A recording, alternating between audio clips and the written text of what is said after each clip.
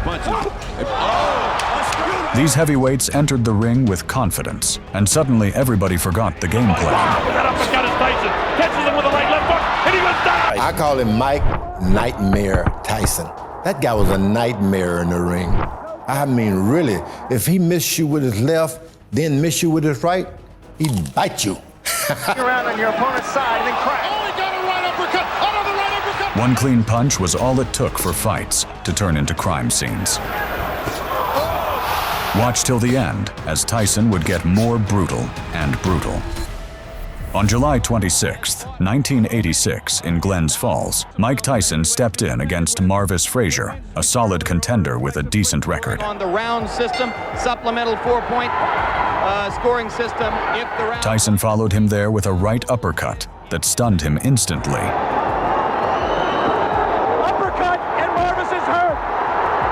Frazier is down. Joe Cortez moves in to have a look, and he's going to stop the fight. It did not last 20 seconds. Marvis is badly hurt at this point. Uppercut again, and there Marvis is out on his feet. Everything after this is just incidental. On November 22nd, 1986, in Las Vegas, Mike Tyson stepped in against WBC heavyweight champion Trevor Berbick. Said to none, but if he can, then he can be in the hunt. Well, what is that? Both wearing black, Berbick with the high. Berbick was tough and experienced, but round one made it clear very quickly that experience has a ceiling, and Tyson was already above it. Tyson's punches even sound different by Tyson, and a right behind it, and Berbick is rocked. Trevor Berbick, we should point out, has been down twice. There's another big shot by Tyson. Berbick in a heap of trouble. Down he goes. Tyson landed a right to the body and a left hook to the head, and what happened next became one of the most iconic moments in boxing history. That was a right to the body and an uppercut to the head, and Berbick is down.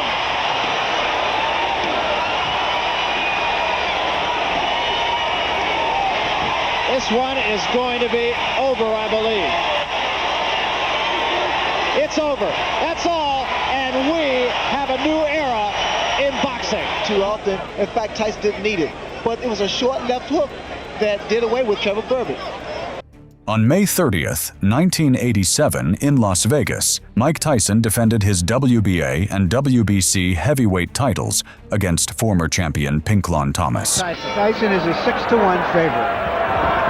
Tyson starts out with the right hand. Thomas was a technically sharp boxer with a jab clean enough to disrupt anyone's rhythm, including Iron Mike's. The jab breaks the rhythm. Another big left hand. Thomas is hurt.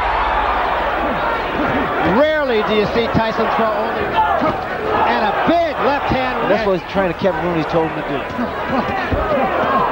Thomas actually made the middle rounds competitive, jabbing and clinching like a man who fully understood the danger, but decided to be difficult about it anyway. The way that Mike Tyson holds his gloves close to his chin. Thomas, not in a place you would think it would cause him a lot of trouble. Then round 6 arrived. Tyson landed a body shot. To win is do it your way. There was a big uppercut. A left hook. And a left hand, and that staggered Thomas. And a combination that put Thomas on the canvas for the first knockdown of his entire career. Tyson moves in for the kill. 2 uppercuts and a left hand. Thomas trying to hold on. Serious trouble, and down he goes. No! It's over. It is over. Thomas did not make it by the count of 10. About finishers, and I've always said you were a great finisher. Well, here's a guy who doesn't have to take a back seat. Well, he levels his punches. I mean, he gets so much leverage behind each punch. On June 27th, 1988, in Atlantic City, undisputed champion Mike Tyson stepped in against Michael Spinks. As they normally have been in the past.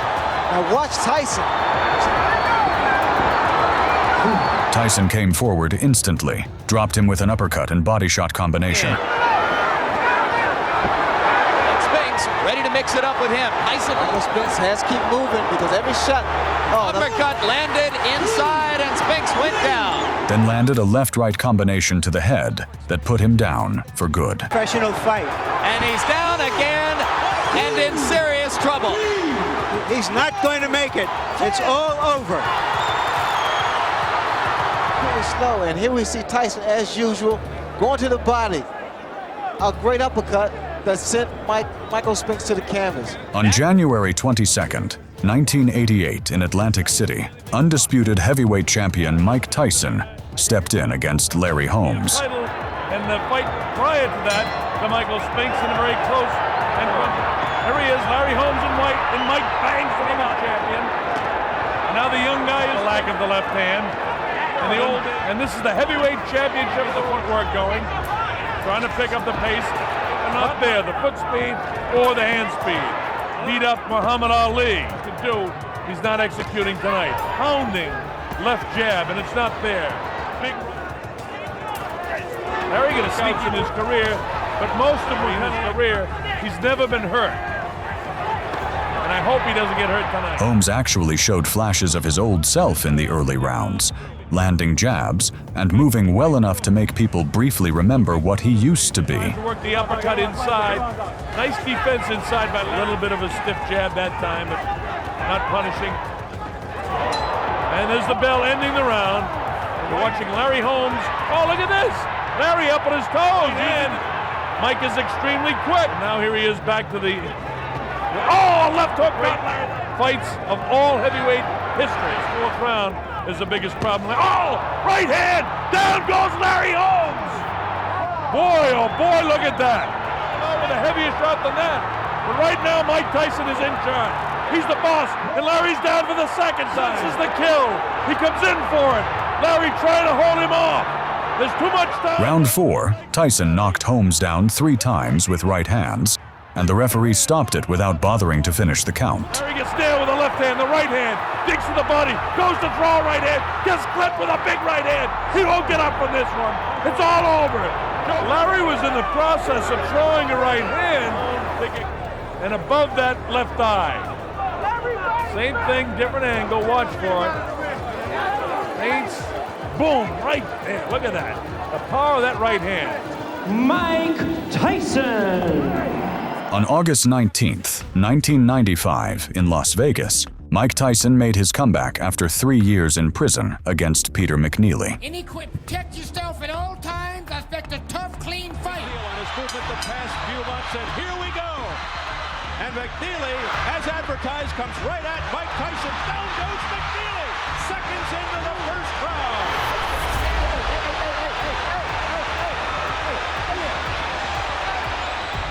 Seconds into the fight, McNeely on the canvas. Tyson seeming to just hang back. Bill's lane and stop that nonsense because they were starting to butt heads. Oh. Tyson with a left hook, a right uppercut. Down goes McNeely again. Before Tyson could finish the job, McNeely's own manager jumped into the ring and got his fighter disqualified. It was tough to determine, but it was McNeely's corner who stopped the fight. Frank Bruno finally became heavyweight champion after waiting his entire life, and boxing rewarded him by scheduling Mike Tyson as his first title defense. 27 pounds heavier, almost 4 inches taller, huge reach advantage, and here we go, round 1. Or anything, but Mike Tyson is a phenom. Tyson's trainer, Jay Bright, said he's concerned. Frank Bruno came in carrying the hopes of Britain, while Tyson walked in looking like prison had only upgraded his anger settings. Every time he comes in, he's an older. He's not going to let Mike do. Keep their heads off. Bruno with the questionable chin, the inside generally. He's learned to hold on, which he did with McCall. He's back. He can't do that. On Mike's side, he's not bobbing and weaving like he has. Lane, Tyson's people wanted to bob and roll, be less of That's the first one he felt the steam to get there anywhere. Didn't seem to do anything, but it was a nice effort. And anytime, oh, here comes Tyson. Tyson with a combination with 20 seconds left in round 1. You can't fix a chin. That was never to stop. Yeah, Bill Slane trying to take it. Anytime he gets close to Halfway through the second. Less than a minute remaining in round 2. And that's saying something for a 247-pounder. By round 3, Bruno wasn't boxing anymore. He was surviving in installments while Tyson crashed through the guard with uppercuts and hooks like he was late for an appointment. An uppercut by Tyson. Tyson laying it on, pouring it on. Down goes Bruno into the ropes. And it is all over. Bruno never throws more than one hard punch. The new WBC heavyweight champion of the world, Iron Mike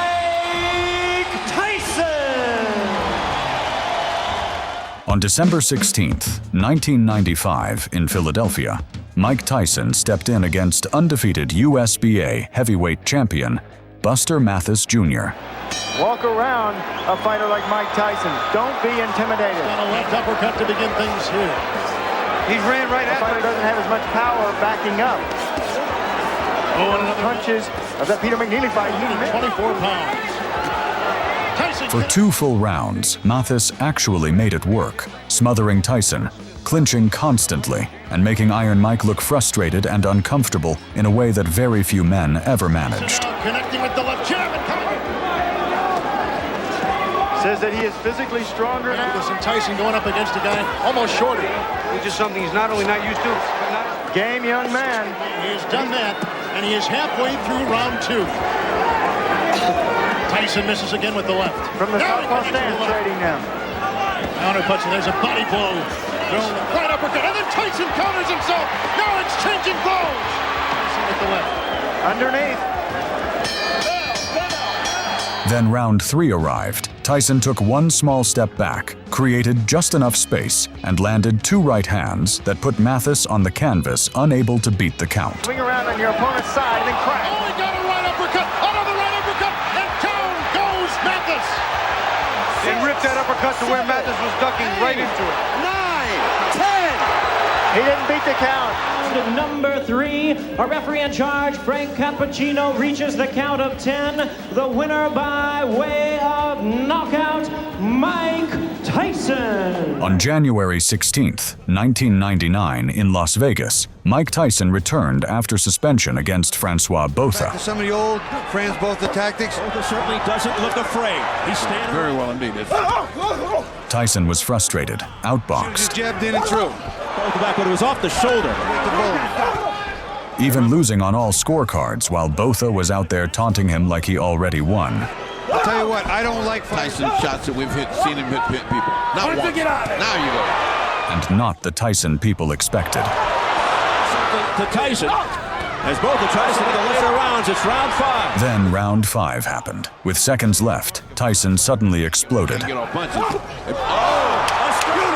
Down goes Botha. Botha stumbling around.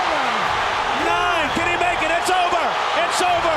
Mike Tyson has returned. Chopping right hand. There it is. Right on. You look at the body, he turns his body.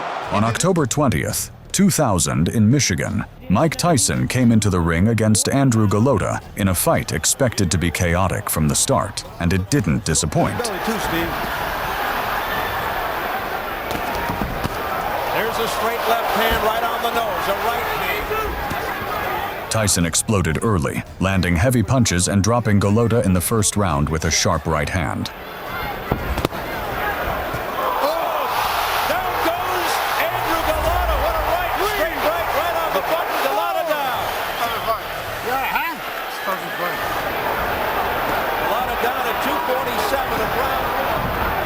With a devastating right. Tyson all over Golota. He shot, you can see there's some fear in his eyes. A big right hand again. By the end of the second round, Golota had enough. That, but how much more can he take? Tyson. But the overhand right. You fucking do this. Oh, I don't think he wants to go on. He refused to continue in his corner and quit the fight. After he quits at the end of 2 rounds. Oh, look at that. Oh, my goodness.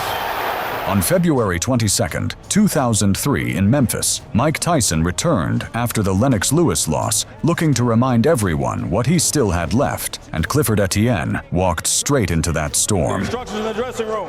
You must obey my commands. In the first, Tyson, as you know, typically comes out times in 26 fights.